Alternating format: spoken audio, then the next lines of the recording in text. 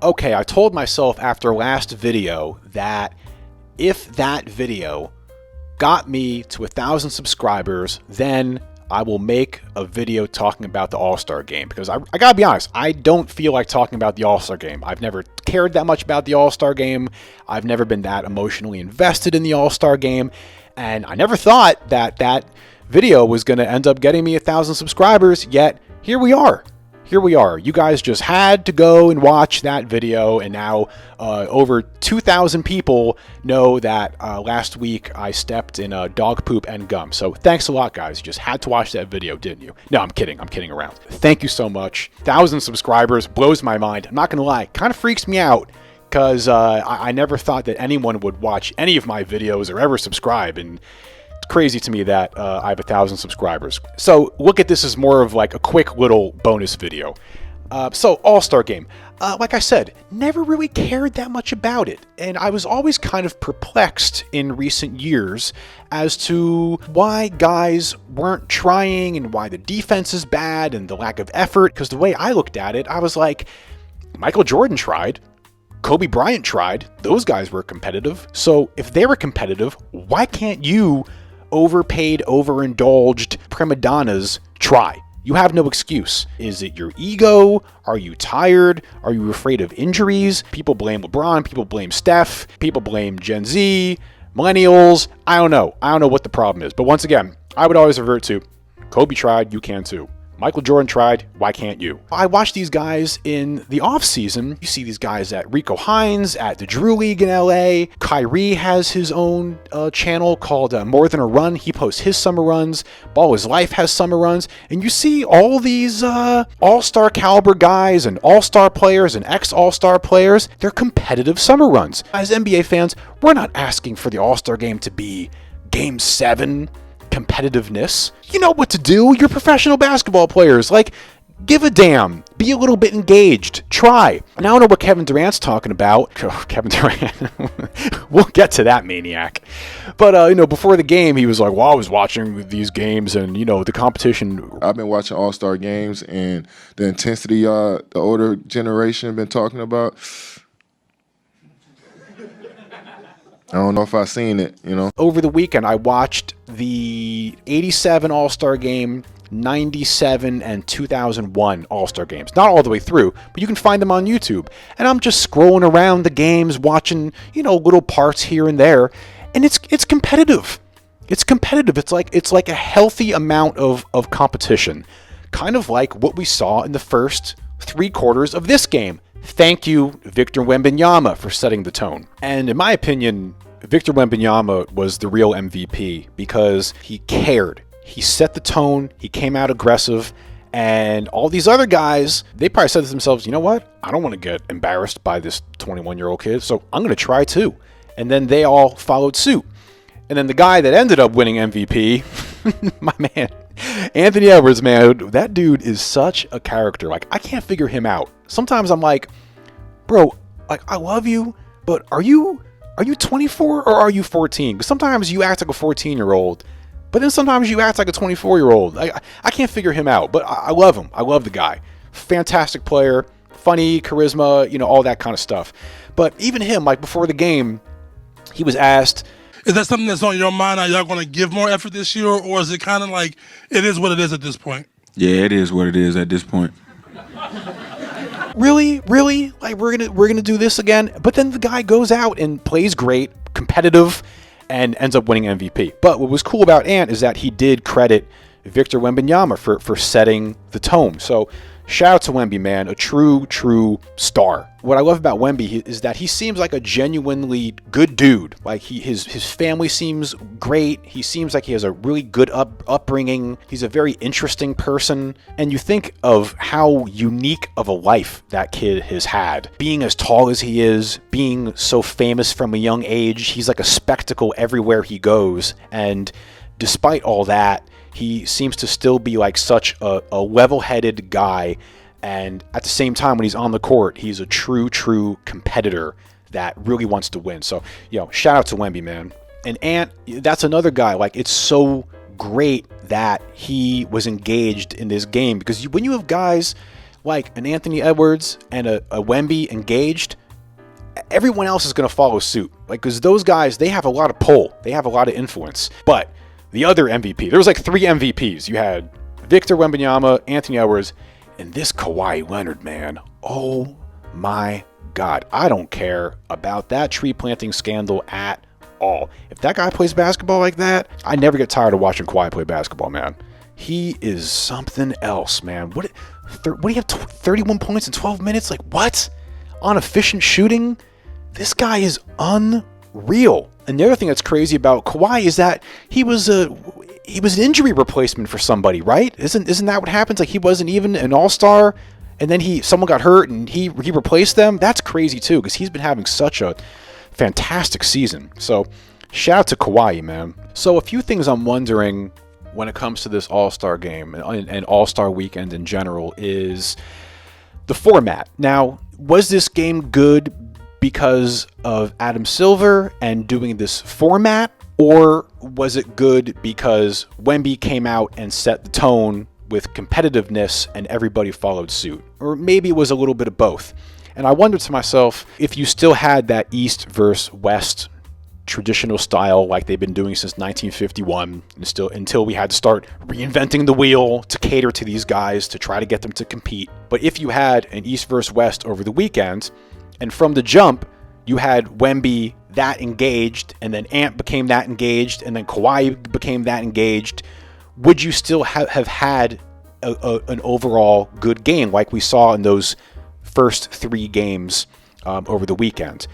I'm not sure. I wonder if it would have been the kind of thing where, you have your typical all-star game and it's back and forth, and then in the last 4 minutes of the fourth quarter, then they start competing. What's cool about this 4 separate games is that you have high stakes in each game. So instead of individual quarters, it's 4 individual games. And because it's 4 individual games, it therefore forces more competition. You get what I'm trying to say? Then I guess the other elephant in the room that I have to address is this Kevin Durant thing. My God, what is the deal with that guy? Like, seriously, what is Kevin Durant's deal? Why is he the way that he is? Why are you the way that you are? I'm not even bothered by the burner account thing. If you're going to have a burner account, fine. But dude, why would you use the same owl thing as the banner on your main account with 1 million subscribers that you would use on your burner account? What are you thinking? And then he's following the same people. You're asking to get caught. You got to cover your tracks better, bro. But honestly, what bothered me more is that he's on the court in his warm-ups on his phone. That annoyed me. It also was weird to me how obsessed he is with race. Everything is with the dark skin and dark skin this and light skin that and European white guy this. I'm like, dude, why are you so obsessed over race? And get off your phone. Get off your phone, bro. Go read a book. Go get a hobby. Learn an instrument. Go for a hike. Get off your phone. Jesus. Man, if I was a commissioner of the NBA, I would, obviously no phones allowed on the court. I wouldn't allow phones in the locker room. I think it's a distraction. No phones in the locker room. Get your phone after the game's over, and after you leave the locker room, you get your stupid phone. You're fine. You don't need your phone. See, now I'm going to start sounding like an old head here. And if I was commissioner, sports betting, gone. Gone. Gone. No more sports betting.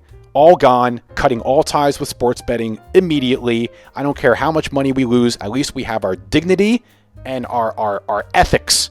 God forbid. I would bring back a dress code. Coaches should be wearing suits. Let me stop. I'm going to lose way too many subscribers. If I was a commissioner, everybody would hate me. But let me tell you, the NBA would be a lot more serious. And then what else happened? I don't know. The Rising Stars game, I didn't watch it. Look, I'll be honest with you guys. I watch my NBA games on Stream East. I'm not apologizing for it. I'm not giving money to an organization that supports sports betting. So I watch my games on Stream East, and Stream East didn't have the Rising Stars game. So there's my take on the Rising Stars game. 3-point contest was cool. A shout out to Dame, man. So cool for Damian Lillard to come out. He hasn't played competitively in, I think, 10 months, I heard.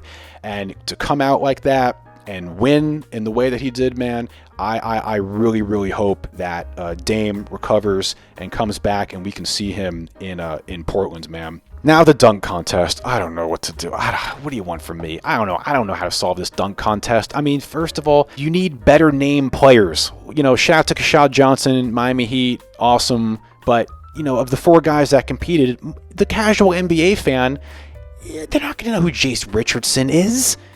You know, I mean, at least with Mac McClung, the guy comes out here, he's jumping over cars and stuff.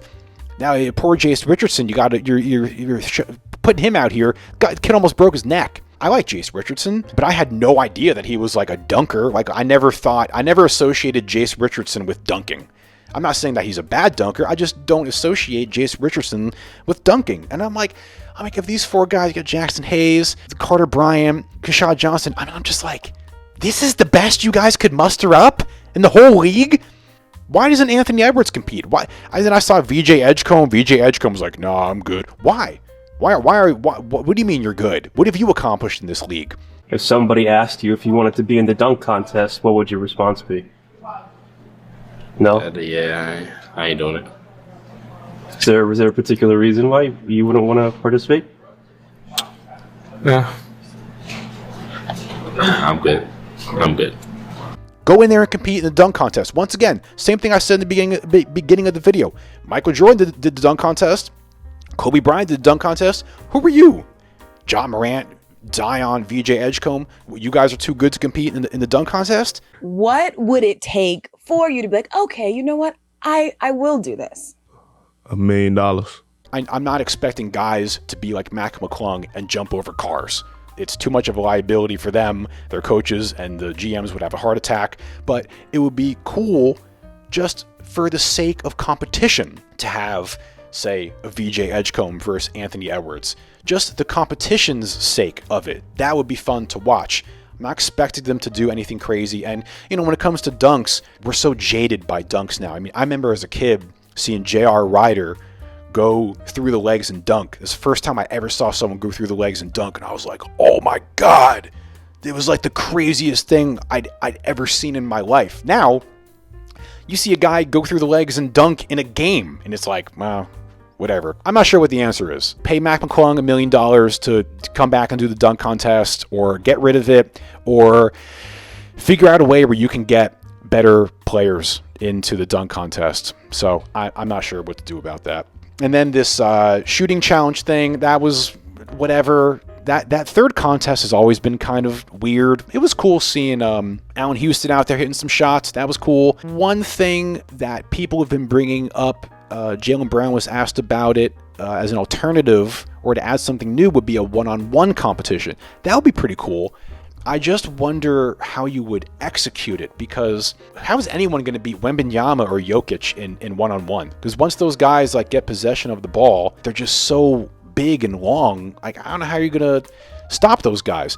So maybe it could be the kind of thing where you have guards and wings have their own category, and then you have like forwards and centers in their own category. The key to a good All-Star weekend is you have to have competition. You have to have competition. You can, do all kinds of mental gymnastics and make all these different kind of gimmicks and different kinds of formats and have round robins and different teams and Team USA versus the world and all this kind of stuff. What you need is competition. Competition is the key to success. Whether you go back to an East versus West scenario with 4 quarters, what makes it good is a good level of competition. Doesn't have to be Game 7 competition, but you need a healthy amount of competition and players who care, who want to give back to the fans, and who are engaged. And we saw that over the weekend. Once again, thank you, Victor Wembanyama. When it comes to the dunk contest, you need competition. Are we going to see some revolutionary dunks at this point that we've never seen before? Probably not, because we're kind of jaded. Once again, once you see a guy jump over a car, where do you go from there? But you can still possibly get some kind of good competition. Like if you have a good back and forth between a John Morant and an Anthony Edwards, everybody's going to be entertained by that. I don't know how you get those guys to do that. I don't know why they won't do it. I'm not sure. 3-point contest is fine. That should be fun next year with Steph. The shooting challenge, a skills challenge, that's always kind of weird. Try the 1 versus 1 thing. Donate the money to charity. That could be fun. And, okay, that's it. I know you got to ask these questions, but I'm not here to get into Twitter nonsense. I'm just here to focus on the season, keep it pushing. But I know I get you got to answer those questions.